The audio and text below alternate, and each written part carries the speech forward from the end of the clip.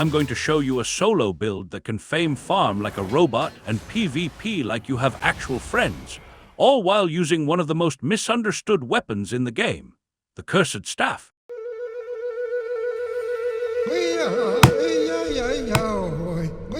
Let's start with the build. Weapon: one-handed Cursed Staff, aka the Shadowcaller in blue jeans. Why?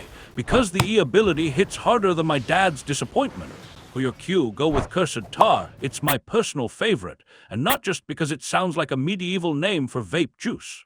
It automatically stacks Vile Curse like it has nothing better to do, making it a fame farming machine. No thinking, no aiming, just drop the goo and let the mobs melt like ice cream in Bridgewatch. W, take Armor Piercer. It's got solid damage, a decent AoE, and it slaps harder than your guild leader after a bad dive call. Now some weirdos, you know who you are, prefer Cursed Beam, the fourth option. Sure, it does good damage on paper, but remember, it's a channel, and mobs don't usually stand still and admire your DPS rotation like it's interpretive dance. They kill you. Now for your E, this is your nuke, your justice, your I've had enough of this nonsense button. It's got a low cooldown and hits like it's trying to end a bloodline. Use it to flatten anything that looks at you funny. Passive, go Bane. Always Bane, right-click between casts. It's free damage, and if you're not doing it, you're role-playing as a friendly NPC. When it comes to fame farming, your headpiece doesn't matter. Just grab literally anything that has energizing shield. Your Cursed Staff is so mana-hungry, it could single-handedly drain the ley lines of Albion. You're not wearing a helmet, you're wearing a portable mana refund button. Accept it. For the chest, slap on a mercenary jacket. Use the ability when your W Armor Piercer is off cooldown and ready to go. Just remember, Vile Curse stacks don't count toward the heal procs. Yes, I know it hurts. No, I don't make the rules. If you try to heal from dot ticks, you'll just end up disappointed and slightly more dead than usual. Boots, I don't care what brand, just put them on. This is fame farming, not a fashion show. Use minor work boots if you're paranoid about gankers and want a dodge roll out of a horror movie. Otherwise, anything with a decent sprint will do. For offhand, grab a Muisak. It's the budget Crypt Candle. Gives you some sweet damage buffs without the I'm going to explode if I sneeze wrong downside. Solid, cheap, reliable, basically the Toyota Corolla of offhands. Cape time, you have 3 because you're a tactical fashionista. Thetford, aka the Purple Lightning Cape, for pure damage output. Kerlian for a juicy cooldown reset in both PvE and PvP. We'll get to that spicy part later. And the Undead Cape, aka the I'm not donating gear today option. Great for solo farmers with PTSD from 8.3 claws jumping out of bushes. Potion, I personally like Beetlejuice, resistance potion, but you should take Invis potions. They're cheaper than therapy and more effective at avoiding trauma. Food, not McDonald's. I mean, it could be, but we're aiming for cabbage soup. Lets you keep hopping from mob to mob like a caffeinated squirrel. It's cheap, effective, and surprisingly nutritious for something named after boiled sadness. If you're traditionally considered poor, like, I regear in flat 4 and cry when I lose a horse, poor, then you go here. This is your zone. The streets know you. The mobs pity you. But if you're a multimillionaire, a crypto king, or someone who thinks 8.3 is a reasonable life choice, then congratulations, you go to Brazilian. That's the VIP lounge of Albion, the Tesla dealership of Portal Towns. From there, you'll be navigating to the Avalonian roads, where fame is fat, loot is chunky, and so are the gank squads. Now, here's a sketch of how to do it, on the rare and tragic chance that you don't know where Brazilian is. Maybe you're new. Maybe you just think it's a made-up city we whisper about in guild chats. Whatever the case, don't worry about it. Just find a portal to the Avalonian roads or enter a mist, whichever gets you away from the royal continent and closer to actual content. For now, forget Brazilian exists. It's not for you yet. I'll make a whole video about it when I'm done emotionally recovering from trying to explain Curse Staff without losing my will to live.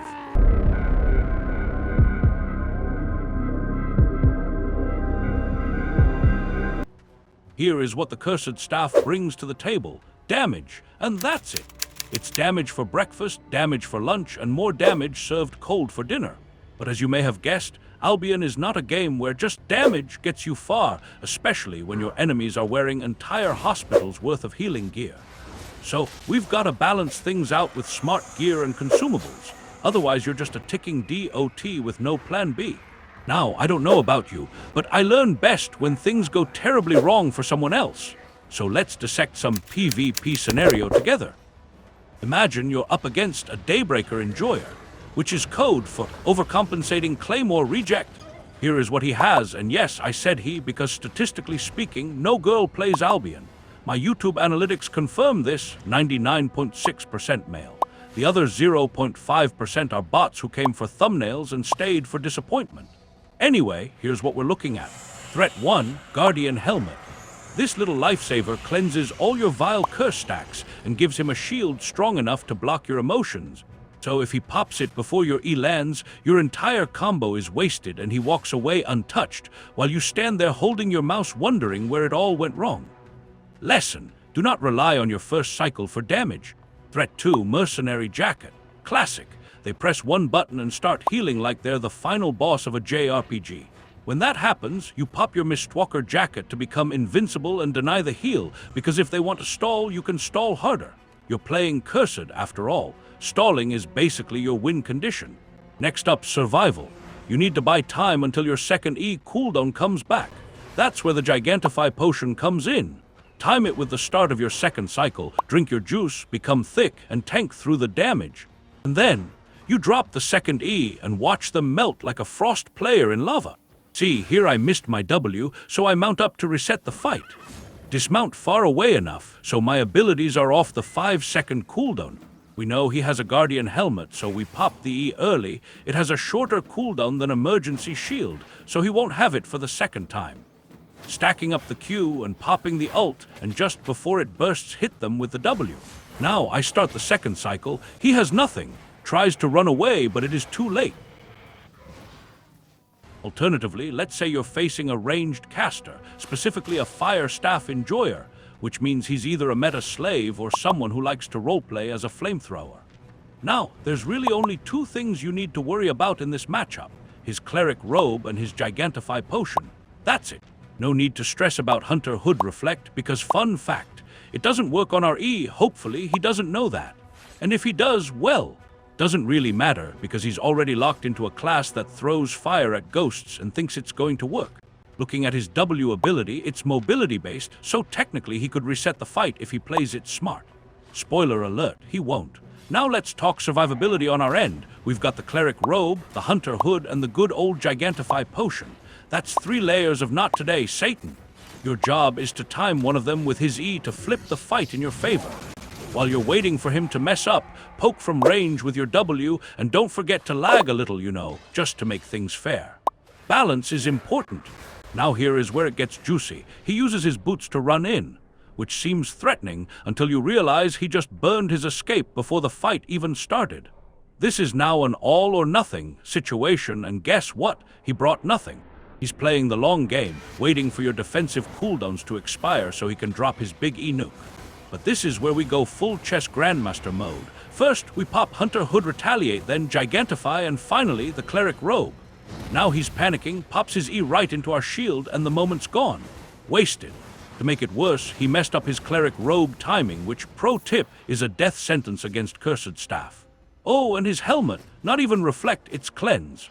Which sounds fancy, but does absolutely nothing to our damage over time. He may as well be wearing a paper hat. He also popped Gigantify way too late, which at that point was just a visual effect for his funeral. Despite all these tragic misplays, the fight turns out weirdly close, a testament to Fire Staff's overtuned toddler power level. I could have just run away and let the curses tick him down, which would have been the smart move, but sometimes even Gigachads make mistakes. Against Boltcasters, the meta pick of every guy who just watched a How to PvP in 2025 video on YouTube. Anyway, Boltcasters is one of those fights where there are only 2 timelines. In one, he silences me, and I pop my Gigantify potion to eat the burst like a Gigachad tank. In the other, he messes up the silence timing, probably busy admiring his own animations, and I punish him hard with Inferno Shield from my chest piece, bouncing his damage right back at him, and because I'm wearing Undead Cape, I can take the risk.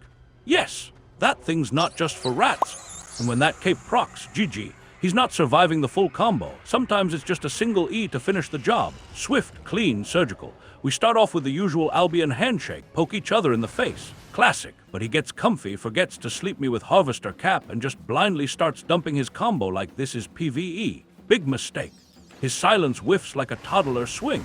Now I turn on the reflect, throw his own damage back at him like a bad gift, and boom, Undead Cape activates, I'm invisible, and he's panicking. Meanwhile, I'm free to cast everything I want without breaking stealth. Just one tip, do not right-click him while invisible. You'll trigger his cleric buff. Luckily for me, the curse ticks are slow and his cleric timing is garbage. Let's be honest, even if he could predict the tick timing, I had my purge ready to go. Missed the window. He's basically just role-playing as a loot piñata at this point. Now, I could have gone even more galaxy brain here. If I really wanted to flex my options, I could have slotted force field on my head. You know, the good old panic push to interrupt his Boltcasters mid-channel like, nope, not today. Just yeet him away and watch him awkwardly try to pretend that was all part of his plan. Or if I was feeling especially dramatic, I could have used Mist Cloud as my chest ability instead. Just poof, gone, invincible. His big E hits absolutely nothing. He'd be channeling his entire existence into thin air while I sip tea in the smoke. But now I went with Inferno Shield this time. Style points matter. Good job! And hey, if you're still watching and somehow not subscribed, what are you doing? Hit that button before I pop Invis Potion in real life to gank you. If you're new here or just discovering Albion, welcome to the addiction. There's a download link in the description. Install it, get in, get confused, and eventually start sweating over gear like the rest of us. See you in the roads or in your loot pile. Either works.